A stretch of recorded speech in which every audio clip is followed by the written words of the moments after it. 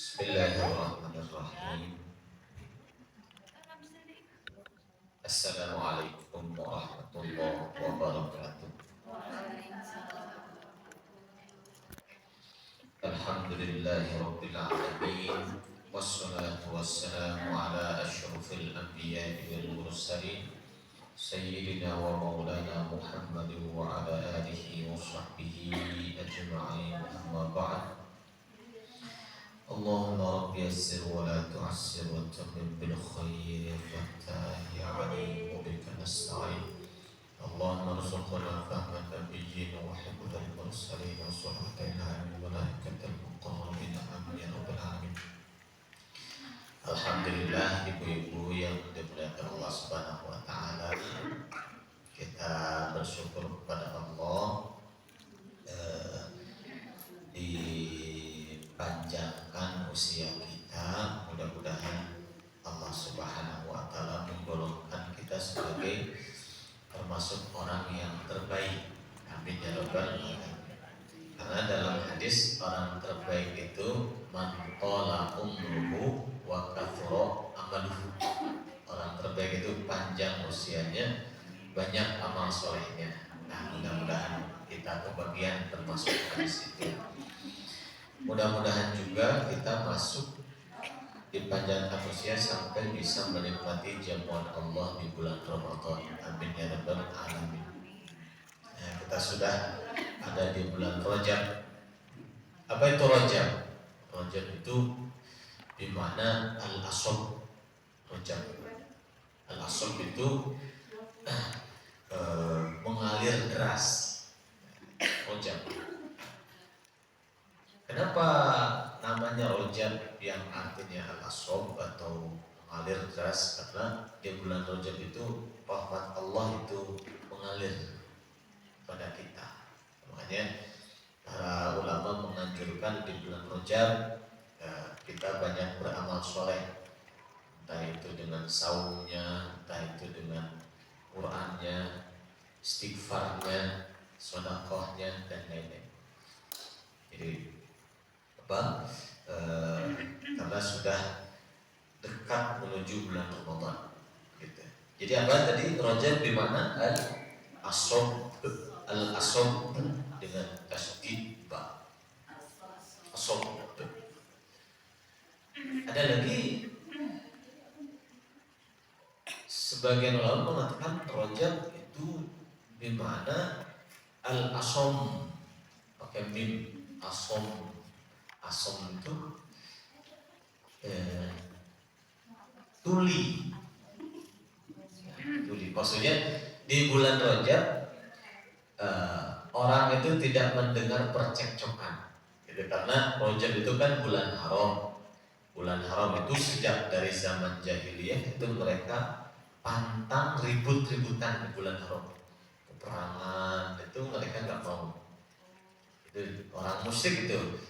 Apalagi ketika datang Islam, jelas dilarang ya. Makanya al-asom.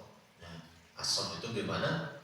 Tuli. Maksudnya di bulan Rajab tidak terdengar keributan-keributan, persengketaan. Itu makanya dianjurkan di bulan Rajab itu saling membebaskan, saling memaafkan. Nah, supaya nanti pas masuk bulan Ramadan itu sudah siap gitu. Nah, kadang-kadang mungkin sebahagian masyarakat itu maaf-maafannya itu nunggu hari raya. Nah, padahal harusnya sejak sebelum masuk Ramadan itu sudah mempersiapkan ruhani itu dengan maaf-maafan dengan Allah, tobat, itu istighfar, maaf-maafan dengan sesama manusia. Nanti setelah hari raya ya maaf-maafan lagi gitu. Itu seperti itu. Nah, peristiwa besar di bulan Rajab tentu saja ada Al-Isra dan Mi'raj. Gitu. Nah, di dalam Isra dan Mi'raj, Rasulullah itu menghadap Allah, jasmani dan ruhaninya gitu. Kemudian mendapatkan sholat. Tapi bukan Allah ada di Sidratul Muntaha di langit itu, bukan ya. Tapi di mana Rasulullah itu Sebab kenapa Rasul di Isra dan Mi'rajkan linuriyahu min ayatina, supaya Allah tunjukkan kebesaran ayat-ayatnya. Kan kalau manusia itu kalau dia melaju dengan kecepatan cahaya kan dia hancur.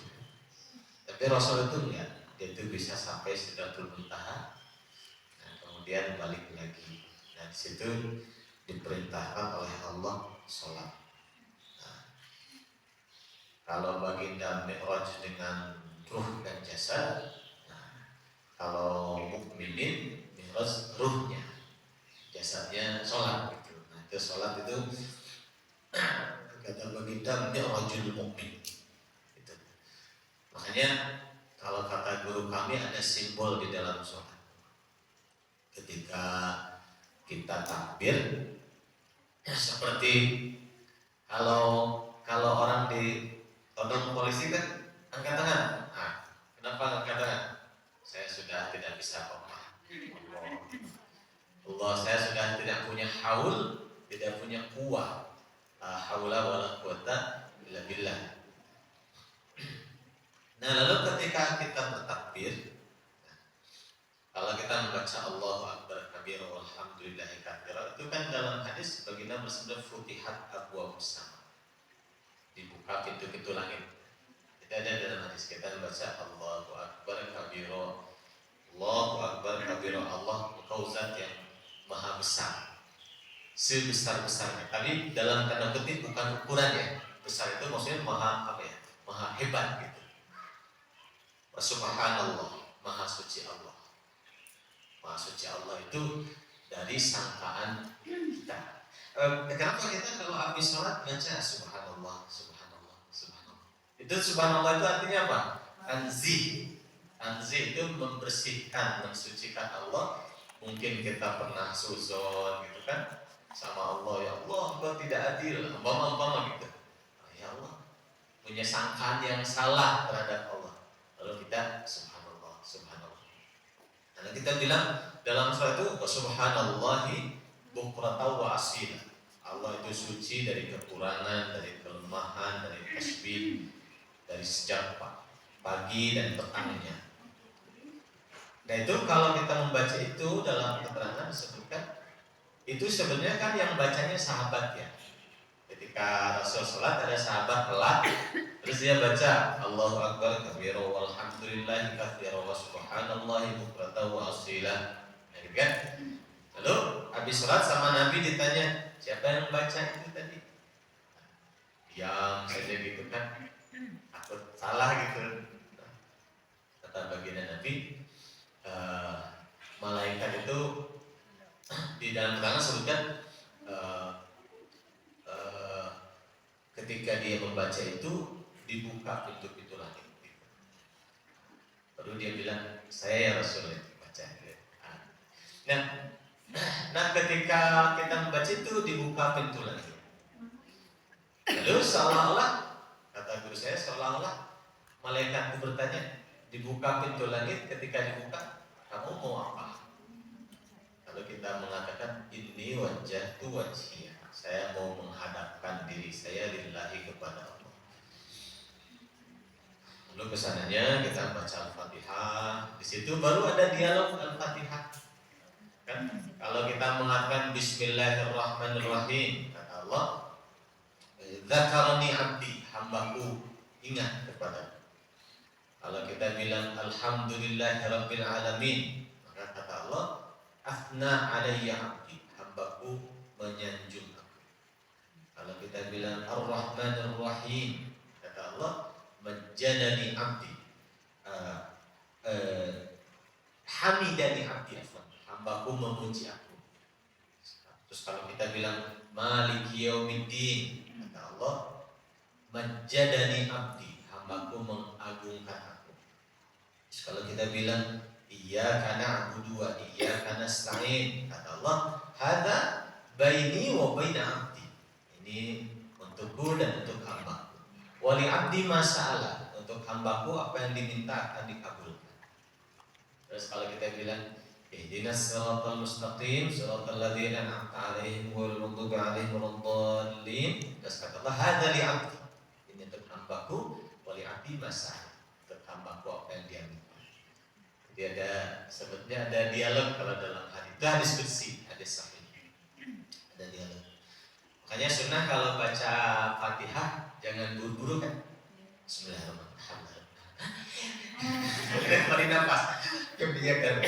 Jadi ya di waqaf, jangan wasal. Bismillahirrahmanirrahim.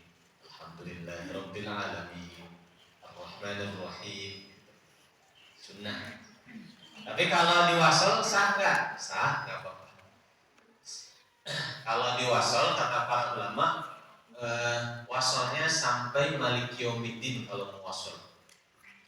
Bismillahirrahmanirrahim. Alhamdulillahirabbil alamin. Arrahmanirrahim. Maliki Yaumiddin. Karena nanti di iyyaka na'budu wa iyyaka nasta'in itu temanya berbeda lagi. Lalu sambung lagi ihdinas siratal mustaqim sampai waladhdallin. Kalau mau seperti itu bagus. Atau kalau kita memang rusuh, tapi yang lima rusuh kayak mau asal sadayana, enggak bisa nafas gitu. Ya, tadi itu sunnah tidak wajib. Cuma maksudnya ada sesuatu hikmah di balik itu kenapa dianjurkan di wakaf. Ala kulli hal di bulan Rajab inilah turun perintah Al-Qur'an melalui Al-Isra dan Mi'raj. Dan juga di dalam Isra dan Mi'raj juga ada simbol Masjidil Aqsa gitu yang jadi kebesaran umat Islam. Mudah-mudahan Allah suatu saat membebaskan Masjidil Aqsa dengan wasilah generasi kaum muslimin. Tidak sekarang, mungkin generasi berikutnya akan membebaskannya. Amin ya rabbal alamin. Insyaallah sekarang kita masuk surat Al-Bayyinah. Enggak, silakan dibuka Al-Qur'annya. Kita akan coba baca. A'udzu billahi minasy syaithanir rajim.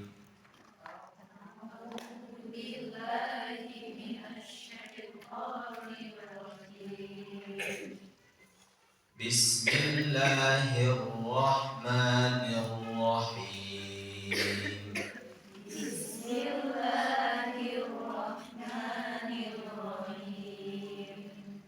Lam yakunil ladzina kafaru min ahlil kitabi wal musyrikina munfakkin. Lam yakunil ladzina kafaru min ahlil kitabi wal musyrikina munfakkin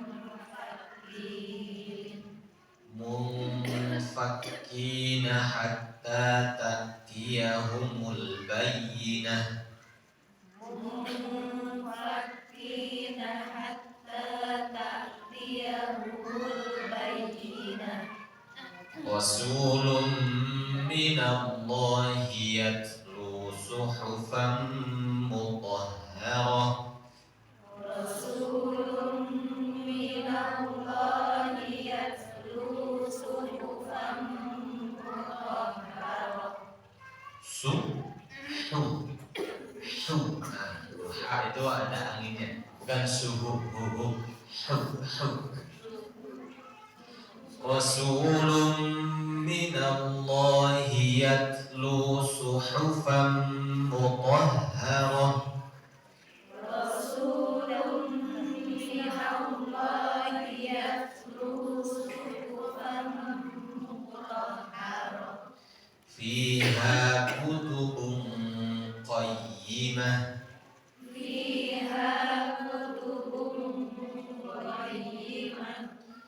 وما تفرق الذين أوتوا الكتاب إلا من بعد ما جاءتهم البينة.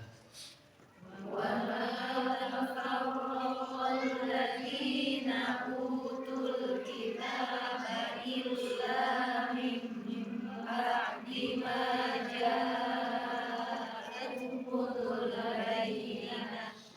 وما أمروا إلا ليعبدوا الله مخلصين مخلصين له الدين حنفاء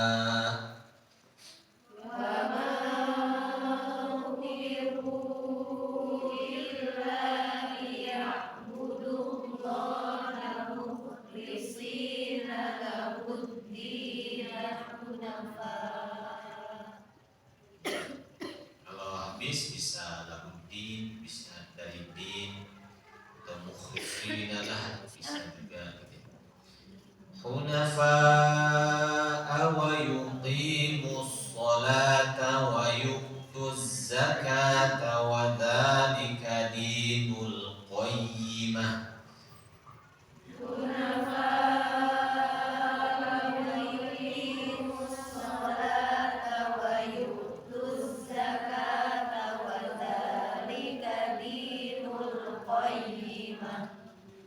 Wama umiru innal ladzina kafaru min ahlil kitabi wal musyrikina fi nari jahannam khalidina fiha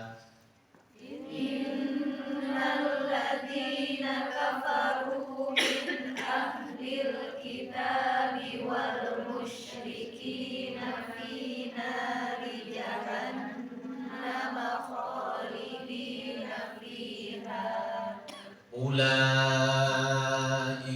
hum syarrul bariyah.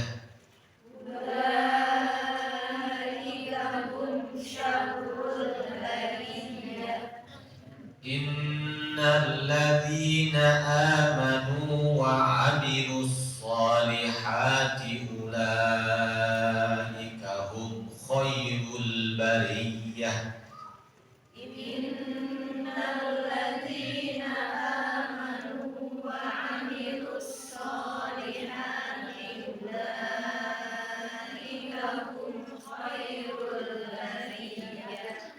Jazaohum 'inda rabbihim jannatu 'adnin tajri min tahtihal anharu khalidina fiha abada.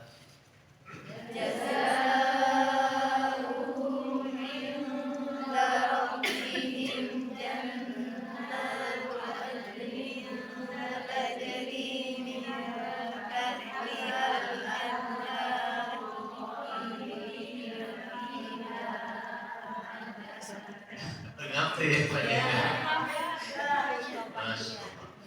orang logika anharnya.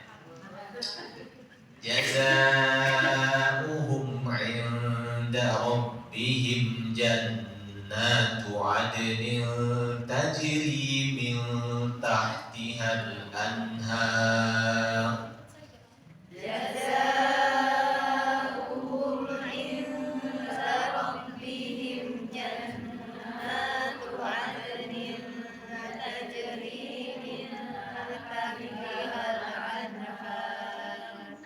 Tajri min tahtihal anharu khalidina fiha abada.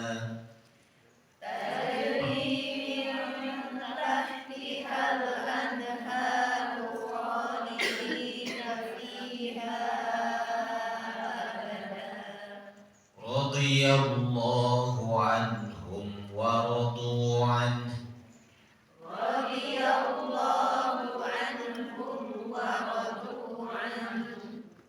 Dotnya tebal ya supaya tidak tertukar dengan huruf dal, bukan rodi, di, tui tebal. Radiyallahu anhum wa radu anhu.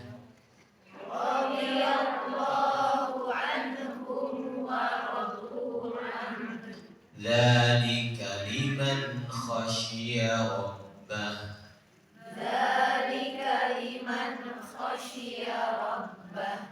Alhamdulillah. Sekarang kita coba satu dua orang mewakili membacanya.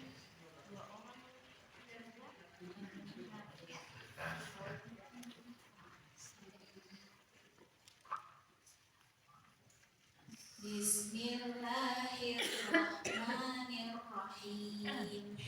Bismillahirrahmanirrahim. Bismillahirrahmanirrahim. Lam yakunil ladzina kafaru min ahlil kitabi wal musyrikina munfakkina hatta ta'tiyahumul bayyinah. Tak, bukan tak, dia dari hatta. Hatta ta'tiyahumul bayyinah.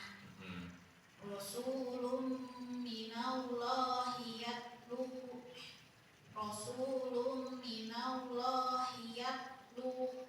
suhufan mutahharah. Coba ulang lagi. Mutahharah. Dari Rasul.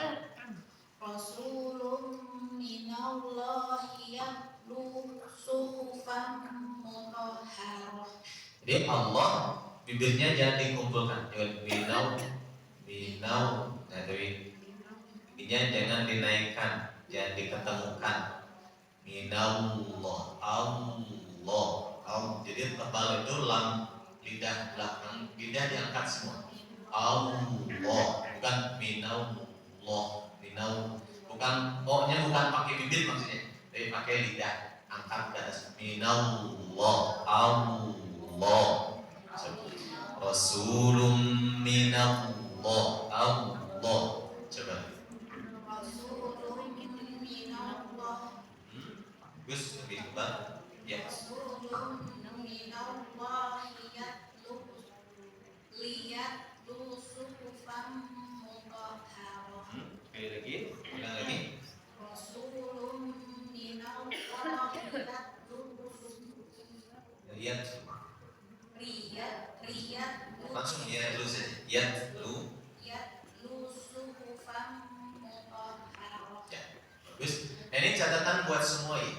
Kalau kita ada berhenti karena mungkin merasa tidak tepat, nah, jangan memulai dengan memenggal kata. Contoh nih, Rasulun minallahi terus kita kagok, terus kita bilang hiyat lu, mulai dari situ hiyat lu suhuf.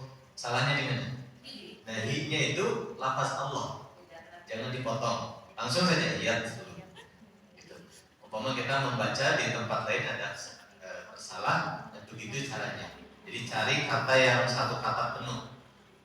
Misalnya innal ladzina kafaru sawa'un ala salah. Jangan kita baca alaihim. Itu sawa'un satu kata. Langsung saja alaihim gitu. Itu di antara hal yang perlu kita perhatikan. Kayak misalnya saya mengatakan ibu pergi ke pasar, saya bilang di ke pasar. Bukan pergi tapi di ke pasar. Jadi potong. Harusnya pergi kan? Itu hal terus kita lanjut. Fiha kutubun qayyimah wa ma tafarraqal ladzina utul kitaba illa min ba'di ma ja'atuhumul bayyinah wa ma umiru illa liya'budullaha mukhlisina lahud-dina hunafa. Lalu suatnya tebalkan. Mukhlisina lahud-dina hunafa. Coba. Mukhlisina lahud-dina hunafa. Ya. Hunafa wa yuqimunas sholata. Gak ada nunnya. Hunafa wa yuqimunas sholata. Gak ada nunnya. Wa yuqimus. Hunafa wa yuqimus sholata wa yutuz zakata. Wa yutu. Yuk ditahan. Wa yuk. Wa yutuz. Jangan yu tapi yuk. Direm. Direm betul.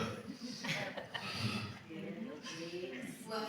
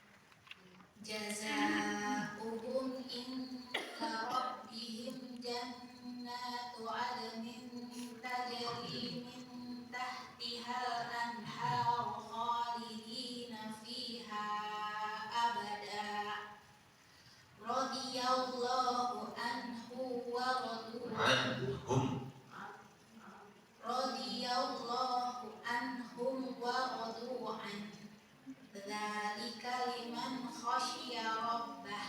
Iya, alhamdulillah. Terus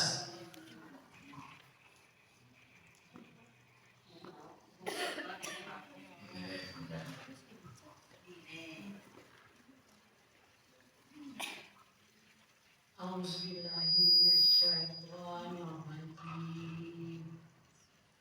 Bismillahirrahmanirrahim.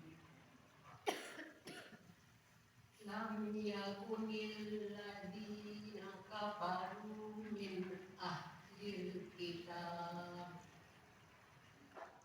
wal musyrikina munfakkina hatta ta'tiyahumul bayyinah. Rasulun minallahi yaslu suhufan mutahharah fiha kutubun qayyimah wa ma tafarraqal ladzina utul kitaba illa min ba'di ma ja'atuhumul bayyinah. dari illahnya baca illa min ba'di ma ja. Ulang Dari illah. Iya.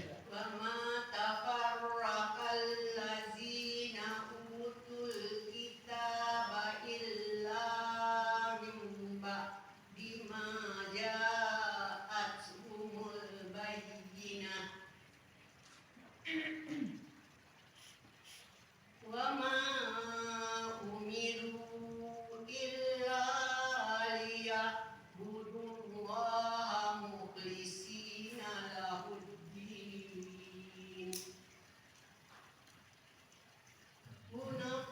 hunafa'a wa yuqimus sholata wa yu'tuz zakata wa dzalika dinul qayyimah. Innal ladzina kafaru min ahlil kitabi wal musyrikina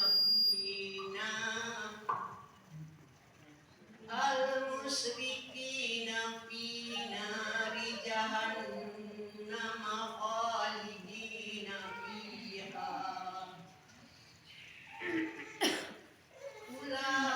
Ulaika hum syarrul bariyah. Syarrul. Nya ditasdid syarrul. Ulaika hum syarrul bariyah. Innal ladzina amanu wa amilus sholihat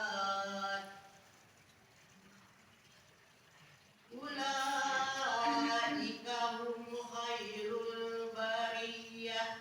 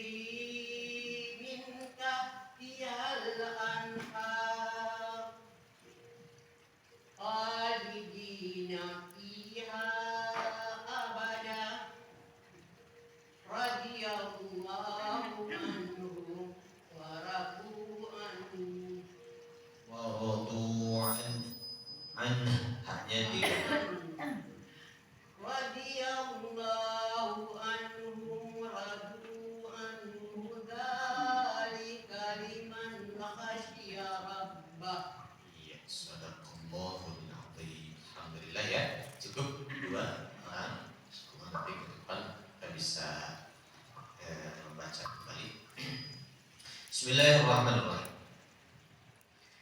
Jadi diriwayatkan dari Imam Ahmad dari Malik bin Amr bin Thabit al-Ansari, beliau mengatakan ketika turun lam yakunil ladina kafaru min ahlil kitab sampai akhir, malaikat Jibril mengatakan, ya Rasulullah, wahai Rasulullah, inna rabbaka, sesungguhnya Tuhanmu, Rabbmu, ya'muruka an taqra'aha ubayyan. Sebenarnya Allah memerintahkan engkau supaya surat ini dibacakan kepada Ubay bin Ka'ab.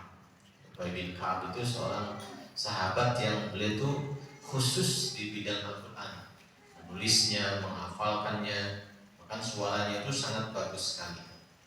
Dalam hadis lain baginda mengatakan suara yang bagus membaca Quran itu diantaranya Ubay bin Ka'ab. Ketika sholat tarawih dilaksanakan di masjid pertama kali oleh Sayyidina Umar, imamnya itu Ubay bin Ka'ab. Nah, Rasulullah diminta oleh malaikat Jibril bacakan, karena Allah memerintahkan bacakan kepada Ubay bin Ka'ab.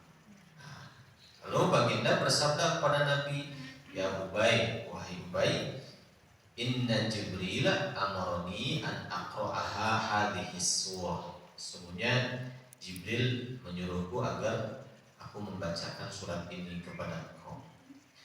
Lalu kata Ubay, wa qad dzukirtu tsamma ya Rasulullah. Apa saya disebutkan oleh Allah oleh Jibril nama saya? Rasulullah, nah ya, namamu disebut. Maka Ubay, lalu Ubay menangis. Jadi beliau itu diberikan keistimewaan oleh Allah, sehingga pada momen surat ini beliau diminta oleh Allah melalui Rasulullah untuk mendengarkan langsung dari Rasulullah. Itu diantara keterangan tentang lam yakunil ladzina kafaru, ya surat Al-Bayyinah. Allah Subhanahu wa taala berfirman, lam yakun. Lam yakun itu artinya tidak. Lam yakun bermakna tidak. Lam yakunil ladzina kafaru, tidaklah orang-orang kafir. Nah, min itu bayaniyah, min itu menjelaskan. Yang dimaksud orang kafir itu adalah minal musyrikina, min ahlil kitab, yaitu ahlil kitab. Yang dikenal ahlil kitab berarti kaum apa?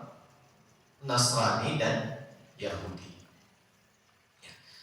Lam yakunul ladzina kafaru, tidaklah orang-orang kafir itu, min yaitu orang-orang kafir yang dimaksud itu adalah ahlil kitab, wal musyrikin, dan orang-orang musyrik. Musyrikin entah itu musyrikin Makkah gitu ya, yang menyembah Lata, Uzza, Manat, Hubal gitu, ataupun selain mereka.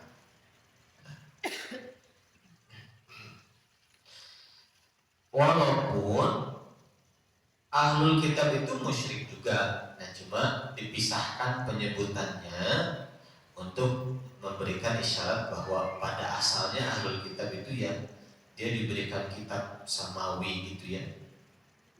Nah, tapi kemudian dia menjadi musyrik. Ada sejarah yang berbeda gitu. Lam yakunil ladzina kafaru, tidaklah orang-orang kafir, min yaitu orang kafir yang dimaksud adalah ahli kitab wal musyrikin, dan orang-orang musyrik, tidaklah mereka itu munfakin, tidaklah mereka itu meninggalkan atau melepaskan keyakinan mereka.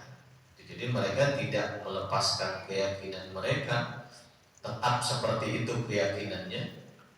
Ya, orang musyrikin tetap menyembah patung-patung, dewa-dewa. Orang Nasrani tetap menyembah menjadikan trinitas gitu, Tuhan ada 3. Orang Yahudi yang mentauhidkan Allah tetap dia menggambarkan Allah sebagai sosok manusia. Nah, musyrik juga. Ada juga mengatakan, orang Yahudi mengatakan Uzair anak Allah.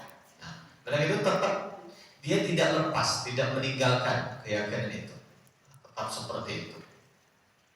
Hatta ta'tiyahumul bayyinah, sampai datang kepada mereka bayyinah. Bayyinah itu bukti yang nyata. Kalau kata orang Jawa, ceto welo welo, katanya. Ya, ada orang Jawa sih, betul. Nyata, bukti yang nyata gitu. Jadi terang benderang. Nah, gitu. Bahkan sebetulnya orang Yahudi, orang Nasrani juga itu dapat kabar bahwa nanti akan ada nabi gitu kan. Ketika terutama orang Yahudi Madinah, mereka itu suka bilang gini, ada di Quran, walamma ja'ahum rasulun min indillahi musaddiqun lima ma'ahum wa kanu min qablu yastafihuna 'alal ladzina kafaru. Jadi sebelum ada nabi itu, orang Yahudi kalau ribut sama orang Bani Aus dan Bani Khazraj, cikal bakal penduduk Madinah itu, kalau ribut, berantem, perang gitu, mereka suka bilang, awas kalau nanti ada nabi baru kita pasti menang, kata orang Yahudi. Itu suka bilang kayak gitu, yastafihuna 'alal ladzina kafaru. Tapi falamma ja'ahum ma kafaru bi. Tapi kalau pas nabinya sudah ada, malah yang paling menentang itu orang Yahudi. Nah, gitu. Jadi ketika belum ada Rasul, mereka tetap berkeyakinan bahwa ini keyakinan kami yakin satu saat akan ada Nabi. Orang Yahudi yakin begitu, orang Nasrani juga begitu, kaum musyrikin juga mereka tetap dengan kesyirikannya. Gitu. Sampai kapan? Hatta ta'tiyahumul bayyinah, sampai datang kepada mereka bayyinah, bukti yang nyata. Nah, yang dimaksud bukti yang nyata dijelaskan ayat setelahnya, Rasulun, yaitu seorang Rasul minallahi, dari Allah.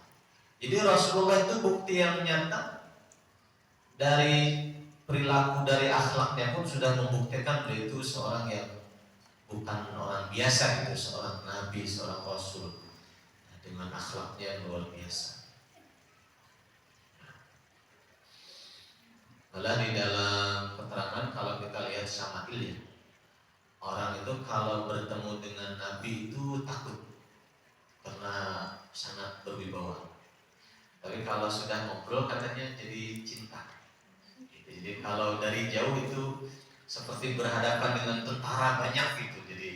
Jadi takut karena sangat berwibawa. Jadi kalau sudah dekat, kenal, ngobrol gitu, oh ternyata beliau orang yang sangat baik akhlaknya. Makanya sahabat itu orang yang pernah ketemu Nabi, walaupun cuma sekilas, cuma ketemu lewat aja, sudah jadi sahabat, asalkan dia wafat membawa iman Islam. Karena saking kuatnya pancaran rohani Rasulullah itu sampai ketemu sekilas aja udah jadi bekal seumur hidup gitu. Makanya disebut sahabat. Kalau tabiin enggak, kalau tabiin dia harus belajar dulu lama dengan sahabat. Enggak cukup sekilas gitu, dia mesti belajar lama baru dia tabiin, ulama tabiin. Kalau sahabat ya, di kuatnya pancaran rohani yang dibawa oleh Rasulullah SAW.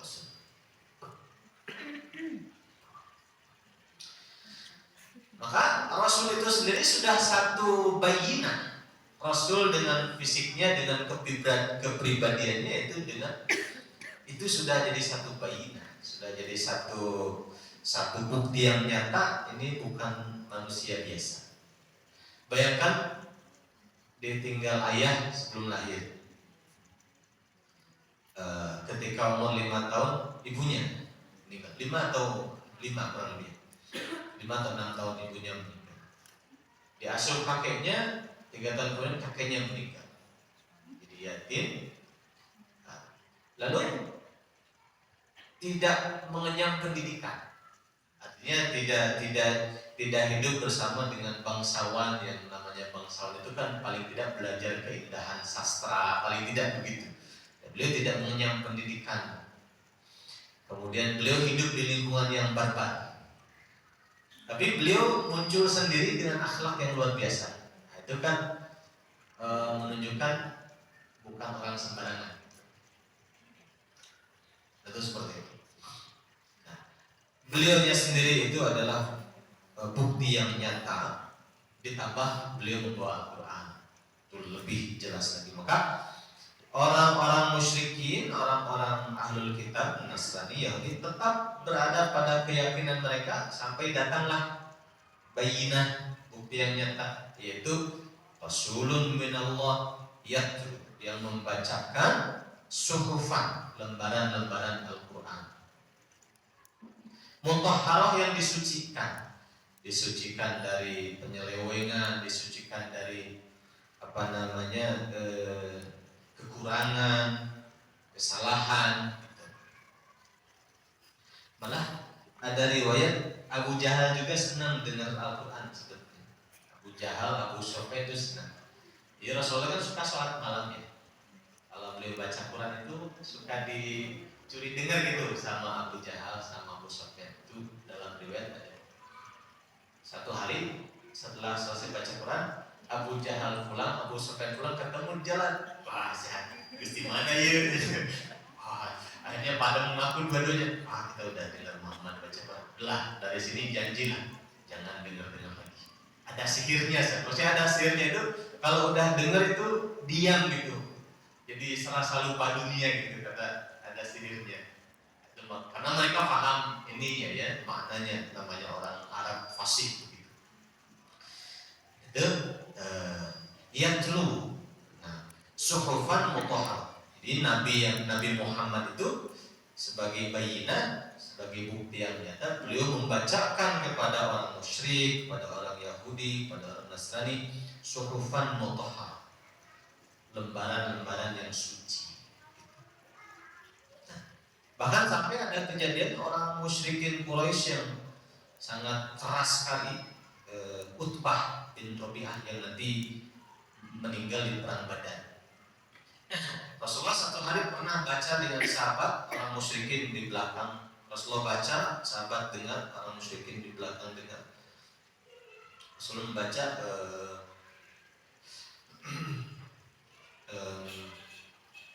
surat apa? Wa idza quri'a 'alaihimul Qur'an la yasjudun. Surat apa itu? Surat wa idza quri'a 'alaihimul Qur'an la yasjudun balil ladzina kafaru yukadzibun. Itu ketika Rasul membaca surat itu, wa idza quri'a 'alaihimul Qur'an la yasjudun. Ketika dibacakan Quran pada mereka, la yasjudun, tidak sujud. Itu semua sahabat sujud dan orang musyrikin refleks sujud. Kecuali yang Utbah bin Rabi'ah tidak sujud. Karena dia itu saking antinya gitu sama Rasul, tidak sujud. Tapi dia pengen sujud, dia ngambil pasir sujud. Ada, tapi nggak mau sujud, dia nggak mau, tapi pengen gitu ambil pasir, sujud. Jadi Al-Quran bagi orang yang paham di masa itu ya, yang bahasa Arabnya luar biasa, dia itu menyihir gitu, jadi bikin mereka diam gitu mendengarkan.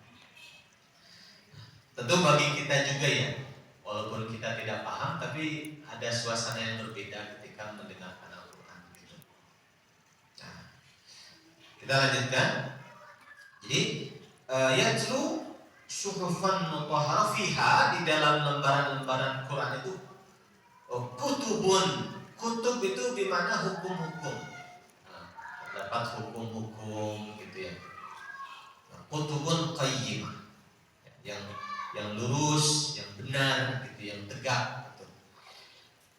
Seperti begini, kita pernah dengar ayat kutiba alaikumus syiyam, kan? Itu ayat favorit nanti di bulan Ramadan. Pasti kita dengar berulang-ulang. Kutiba alaikumus. Apa artinya kutiba? Diperintahkan, diwajibkan. Nah, itu satu akar yang kutub. Nah, fiha di dalam Al-Quran itu kutubun qayyimah. ada perintah-perintah, aturan-aturan, hukum-hukum qayyimah yang lurus, yang benar gitu. Itu. Lalu nah itu hukum-hukum ini tentu berbeda dengan yang dibawa. Jadi syariat yang dibawa Rasulullah berbeda dengan ahlul kitab sebelumnya. Itu berbeda sama sekali. Makanya ada kitab namanya karyanya Said Alwi Al-Maliki, kata namanya kitab Khosaisu Ummatil Muhammadiyah, keistimewaan umat Muhammadiyah. Orang Bani Israel dulu pernah satu ketika mereka itu melakukan pelanggaran, mereka menyembah sapi gitu kan. Cara tobatnya itu oleh Allah diminta membunuh diri mereka. Apa itu? Faqtulu anfusakum fataba alaikum. Gitu kan?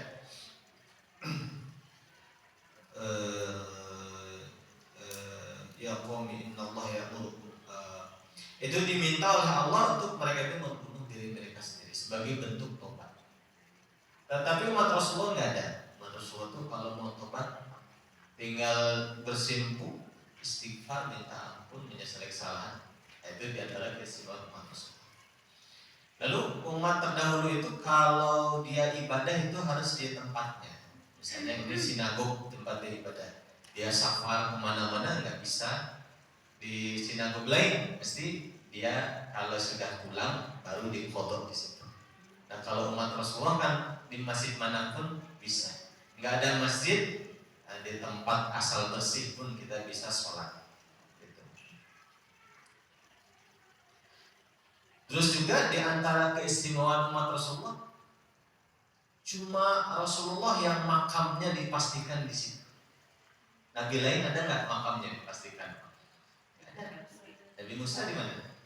Nabi Isa ya, apalagi Nabi Isa yang diangkat.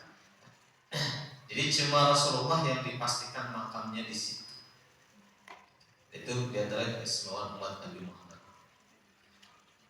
Terus di antara keistimewaan Nabi Muhammad SAW juga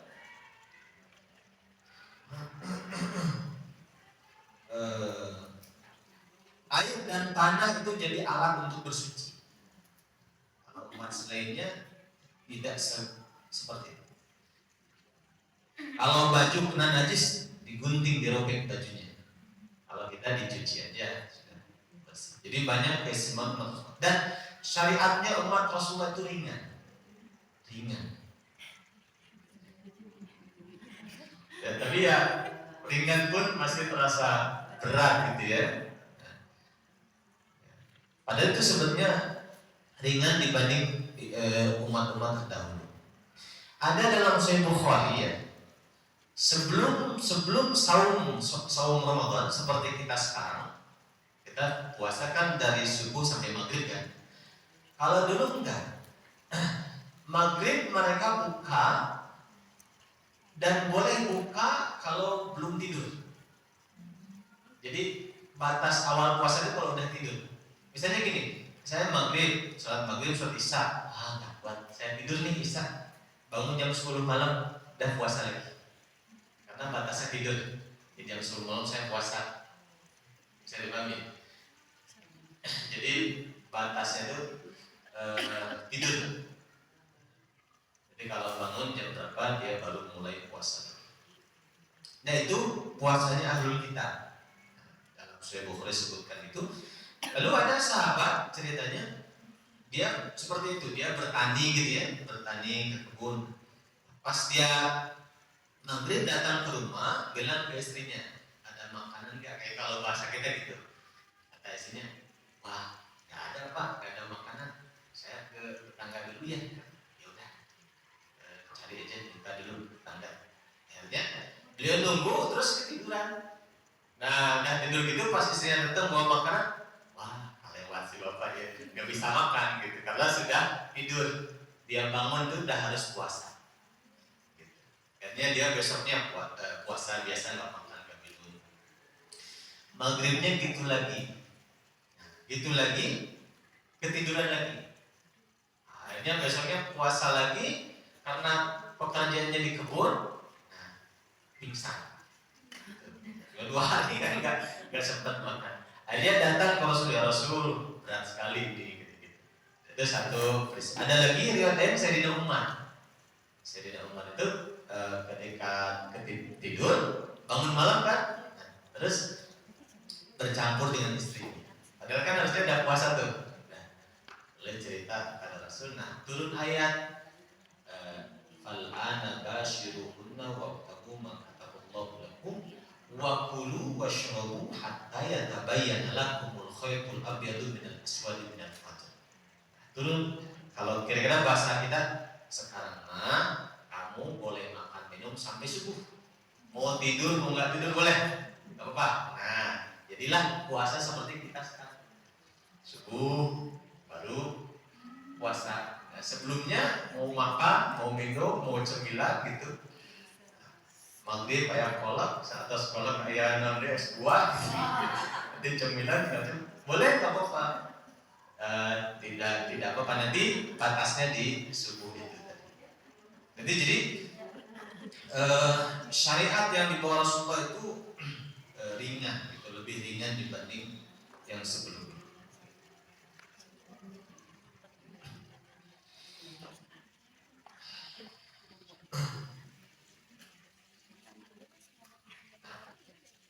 Kita lanjutkan.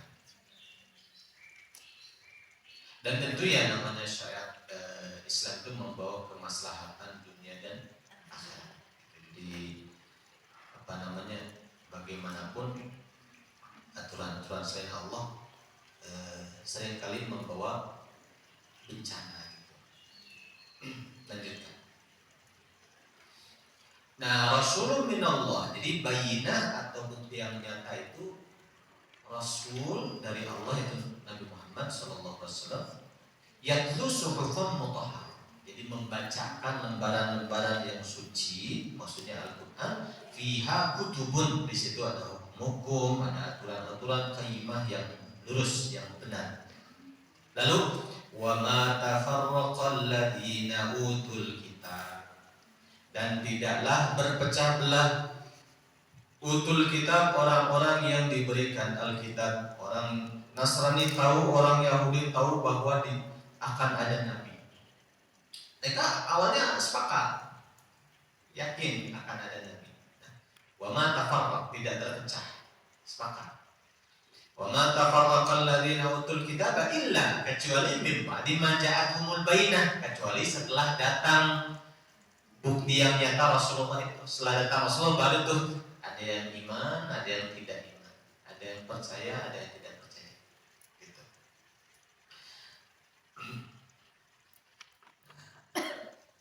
Seperti yang bangsa Yahudi itu, yang tadinya itu kalau di Madinah mereka selalu bilang ke orang Aus dan Khazraj itu, awas ya nanti kalau ada Nabi, kalian akan kami kalahkan, kata mereka. Malah yang duluan masuk Islam itu Aus dan Khazraj, karena mereka ada Nabi tuh ya, kita duluin tuh orang Yahudi. Itu benar, karena mereka mendahului itu karena mereka dengar dari orang Yahudi, katanya ada Nabi. Setelah datang kabar Rasulullah, mereka itu cepat-cepat masuk Islam. Itu malah orang Yahudi banyak yang menolak. Kenapa? Karena bukan dari garis keturunan mereka.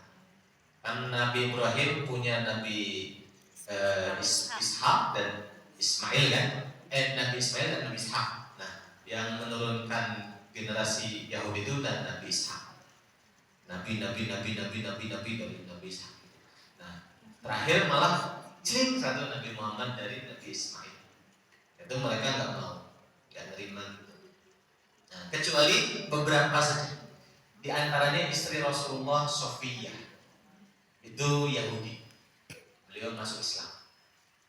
Di istri Rasulullah Sofiyah itu masuk Islam, tapi sempat dapat bulian gitu. Entah itu dari istri yang lain yang cemburu atau dari tetangga. Kadang ada yang bilang beliau dengar selintingan itu tuh si Yahudi anak orang Yahudi gitu. Yahudiyah bintu Yahudi gitu. Beliau nangis ke Rasulullah, ya Rasulullah, saya masa dibilang Yahudi anak Yahudi.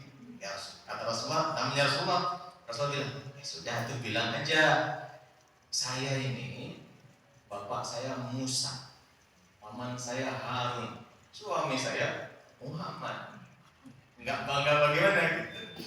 Jadi dibesarkan hatinya oleh Nabi Muhammad. Jadi kalau istri cerita ke suaminya bukan, itu namanya mau kemana, jadi malah dijatuhkan gitu, tapi didukung gitu, dibesarkan hatinya. Nah itu ya. Nah terus jadi mereka itu baru terpecah, ada yang iman, ada yang nggak iman kepada Rasulullah itu setelah Rasulnya itu sendiri datang membawa hidayah. Nah itu barangkali nanti kita akan lanjutkan di pertemuan berikutnya. Ada yang ingin menambahkan, silakan. Umahat yang dimuliakan Allah.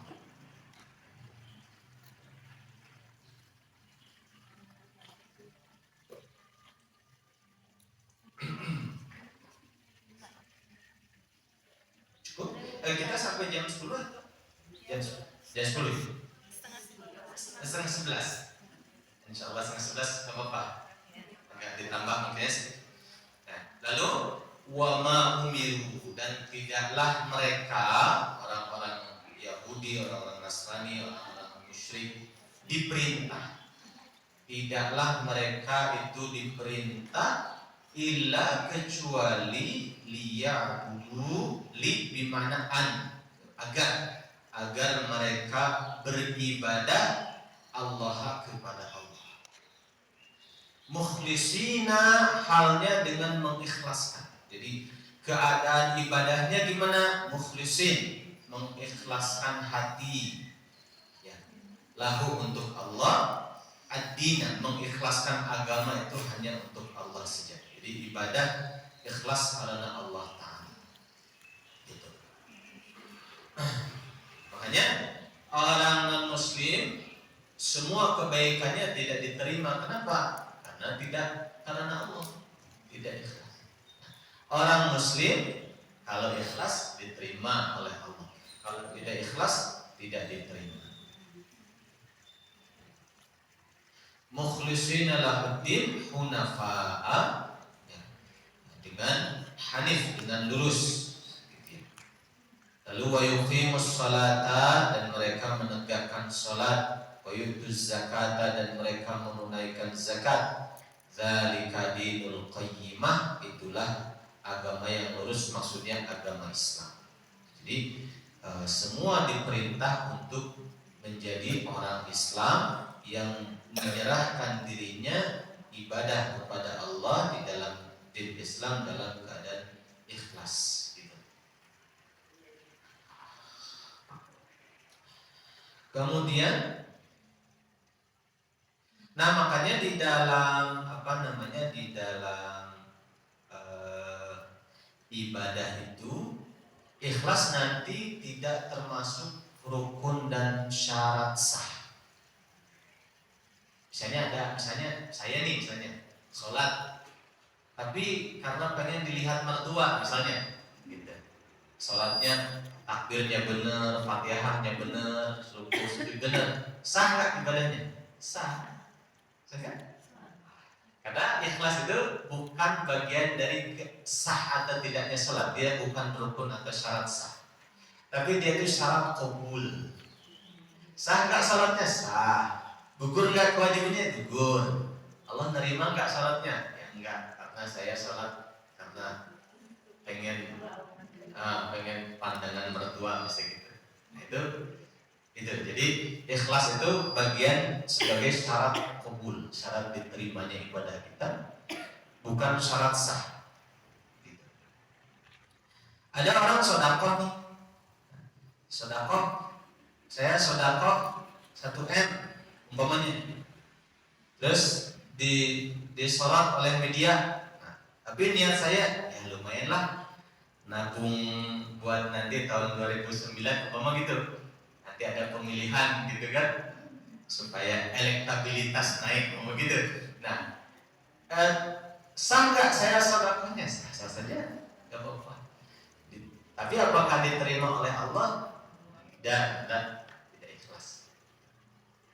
Itu seperti itu.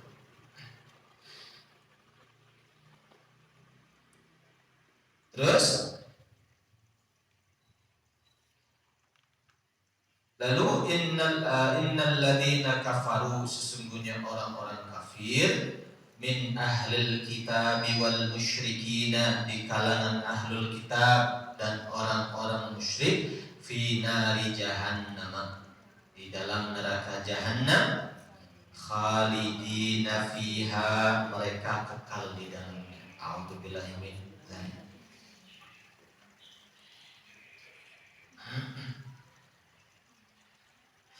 Ulaika hum syarrul bariyah, mereka itu seburuk-buruknya makhluk.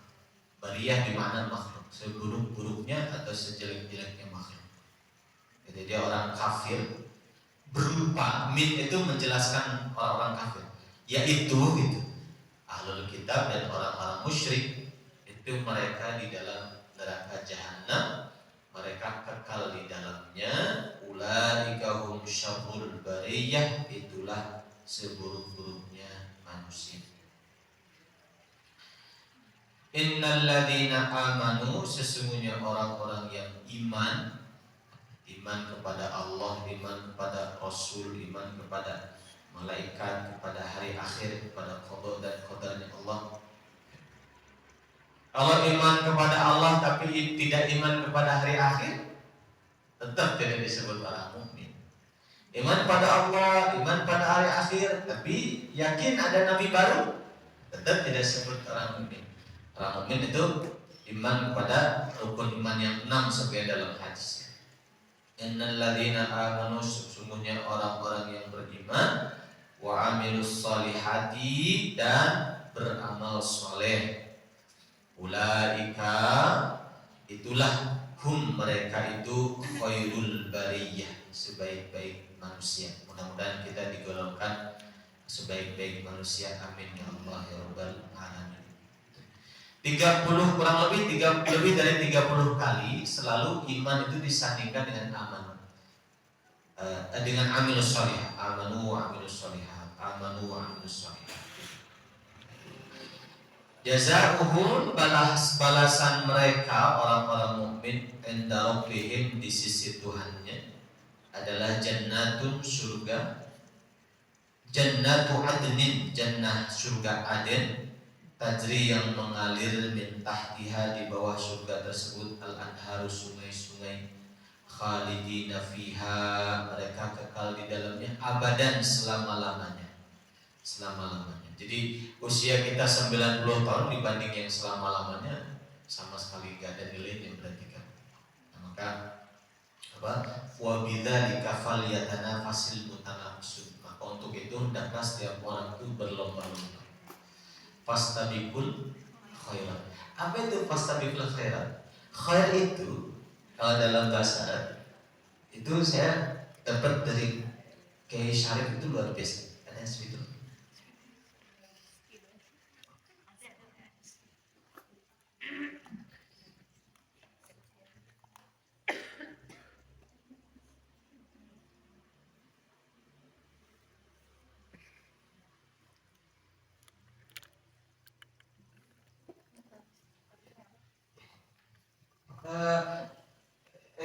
Umat pernah belajar bahasa Arab kan? Belum. Kalau isim tafdil itu menyatakan lebih. Misalnya lebih baik, ahsan, lebih baik.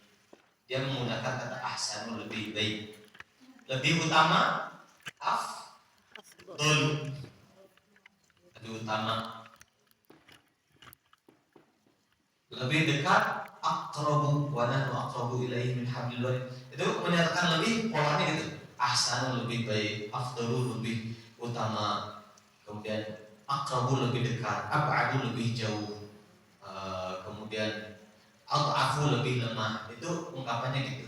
Nah, akhyaru lebih baik atau terbaik. Akhir. Lalu khusus untuk akhir itu dibuang hamzahnya menjadi khair. Maka wastabiqul khairat itu bukan berlomba-lomba dalam kebaikan, tapi berlomba-lomba menjadi yang terbaik. Jadi fulan itu seorang guru, tapi nggak ada guru yang seperti dia. saking unggulnya. Fulan itu seorang murid, nggak ada murid yang seperti dia dari sisi belajarnya, khidmatnya.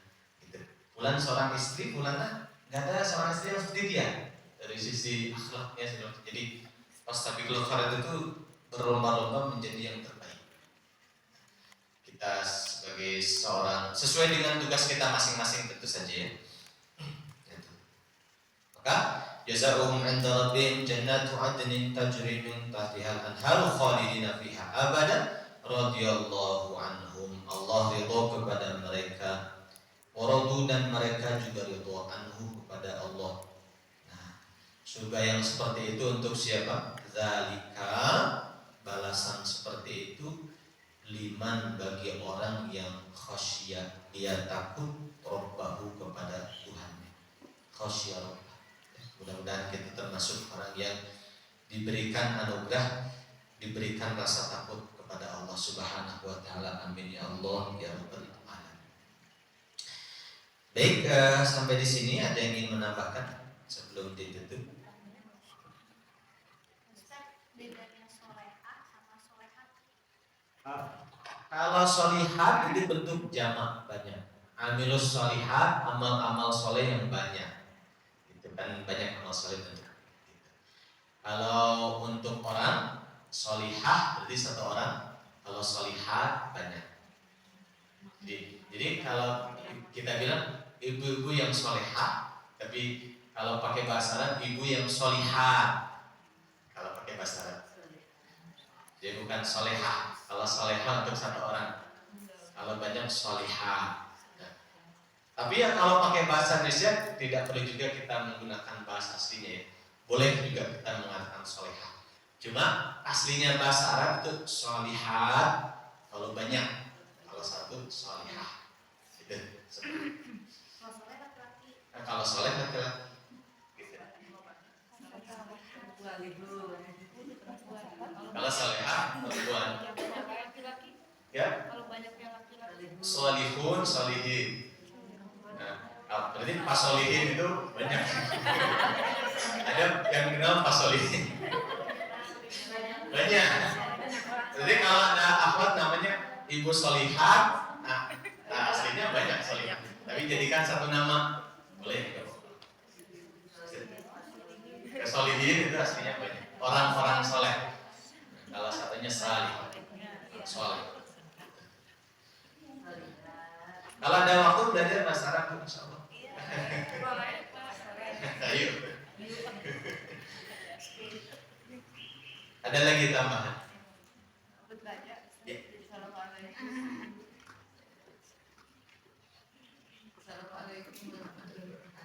Waalaikumsalam warahmatullahi wabarakatuh. Sesuai dengan bergulirnya waktu ya Ustaz.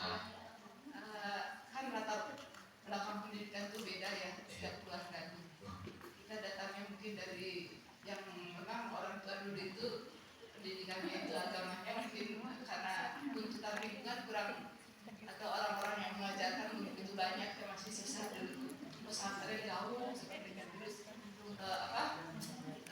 hubungan suami istri itu kemungkinan pendidikannya ada yang ada persidangan, istrinya hanya SD, suaminya di atas gitu ya. Itu juga sangat sulit. Mereka tuh datang dari desa misalnya ke kota. Nah, anak-anak yang ada di itu kadang-kadang kita tuh orang tuh kan duniawi ya.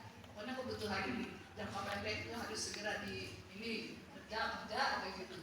Nah, akhirnya kita itu sebagai keluarga untuk pendidikan agama itu hanya menyimpan satu orang, tapi misalnya ibu kurang begitu. Akhirnya kita tuh yang dipikirkan itu sekolah umum aja. Nah, pada akhirnya kita agama itu kan kita menuntut karena ya berarti sudah cari ilmu itu tuh memang butuh ya, apalagi misalnya sudah menghadapi usia sekian, apalagi kita nggak ada waktu.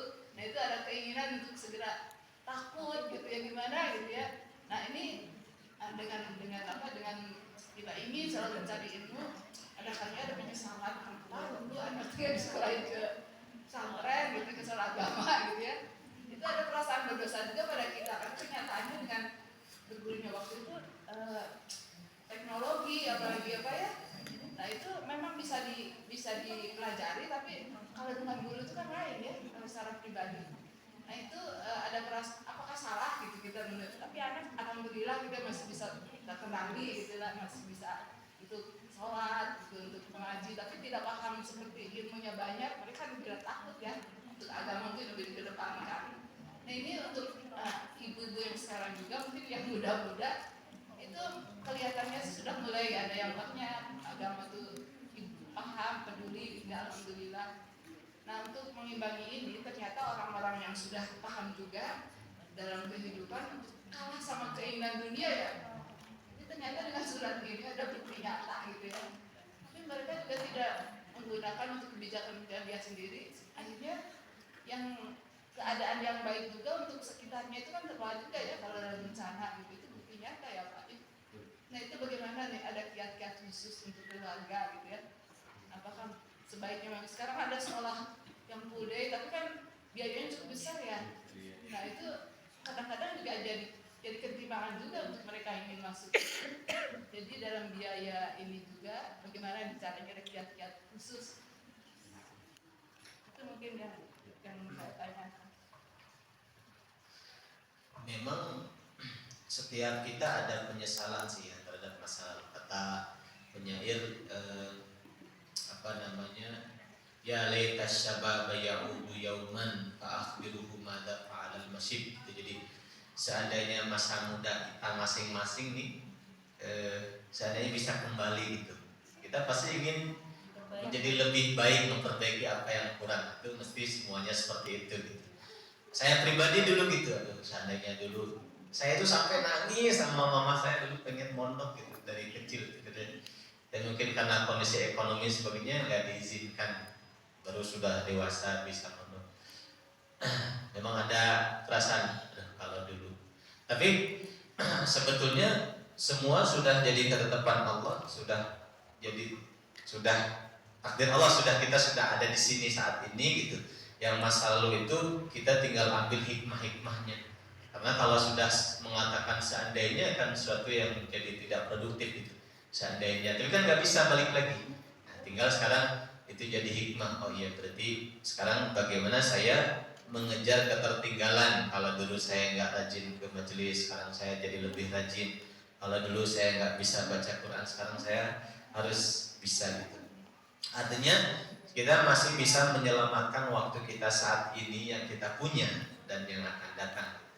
Jadi kita lebih memperbaiki diri kita gitu. Adapun untuk keluarga kita ya tentu kita upayakan, kita arahkan ke sana gitu. Kalau anaknya masih kecil gitu ya kita bimbing supaya dia paham agama dengan baik.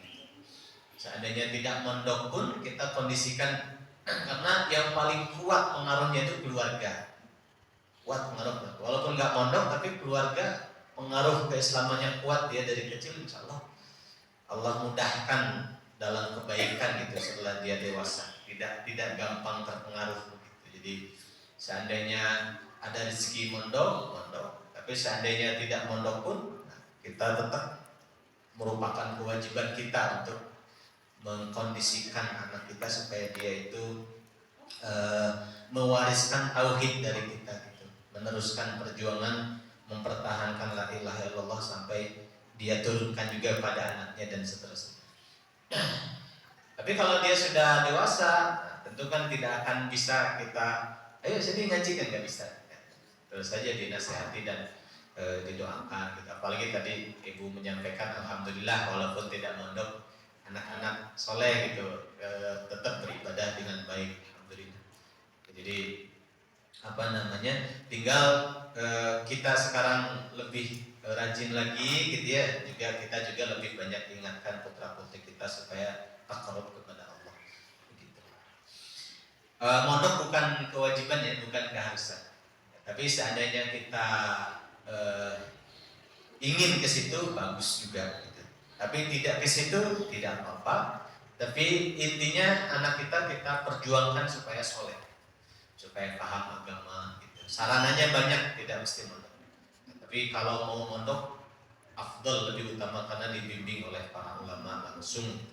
Kalau tidak mondok, berarti tugas kita yang membimbing langsung. Ya, kita dekatkan pada para ulama atau kitanya pun mendekat pada para ulama supaya ada ada yang bisa ditularkan gitu kepada anak kita, pada cucu kita.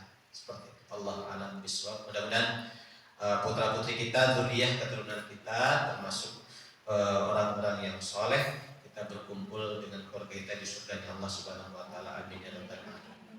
Ada tambahan lagi? Boleh? Yang mana?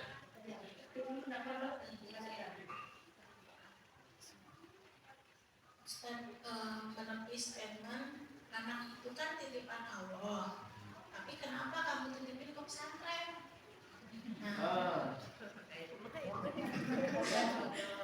Bisa juga ya. Anak itu titipan Allah. Kenapa? Justru karena titipan Allah saya titipkan ke pesantren, karena saya merasa tidak mampu mendidik dia dari sisi pemahaman ilmunya, gitu kan. Maka saya wakilkan sebetulnya. Itu tanggung jawab saya nih sebagai bapak. Anak saya harus bisa baca Quran, paham fikih dengan baik, dia paham bagaimana menyikapi hidup dalam pandangan Islam. Tanggung jawab saya nih. Tapi saya merasa belum bisa, maka saya wakilkan kepada guru, kepada kiai. Gitu. Itu sebetulnya mewakilkan. Nanti kita datang, kemudian ijab kabul dengan gurunya. Kiai, ini saya tidak mampu kalau membimbing ruhaninya, membimbing fikihnya, membimbing ilmu-ilmu lainnya. Saya mah cuma mampu menafkahi lahirnya. Nah, jadi mau minta berapa untuk anak saya, insya Allah sekemampuan saya usahakan. Itu bagian dari tanggung jawab kita, menitipkan. Justru yang bukan menitipkan, lebih tepatnya mewakilkan. Justru yang tidak tepat itu kalau tadi mungkin maksudnya statement itu anak itu titipan Allah. Kenapa dititipkan ke orang? Maksudnya itu dititipkan sudah saja, kita nggak ada tanggung jawab apa-apa lagi, ditelantarkan itu, nggak dibiayai gitu. Kalau itu iya. Tapi kalau kita biayai juga, di rumah juga kita pertahankan, perjuangkan, kita kontrol. Mungkin ada yang dia takut nanti terpengaruh di rumah gitu. Ya, itu juga bagian dari tanggung jawab kita. Justru karena titipan lah kita mewakilkan kepada guru kita. Kalau sama kita mungkin kita takut nggak mampu membimbing agamanya, rohaninya. Itu seperti itu ya. Lagi tambah.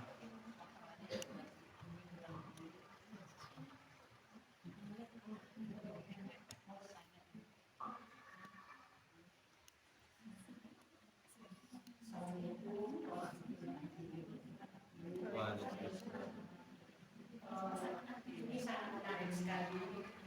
Ini kita membahas dari pada hari ini yang biasa dari Al-Bayyinah.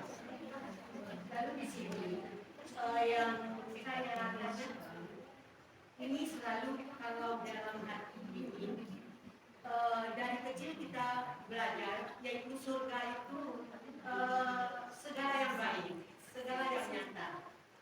Nah, selalu kita baca di sini, tidak juga di dalam yang lain-lain. Balasan mereka di sisi Tuhan, mereka ialah surga Aden yang mengalir di bawahnya sungai-sungai.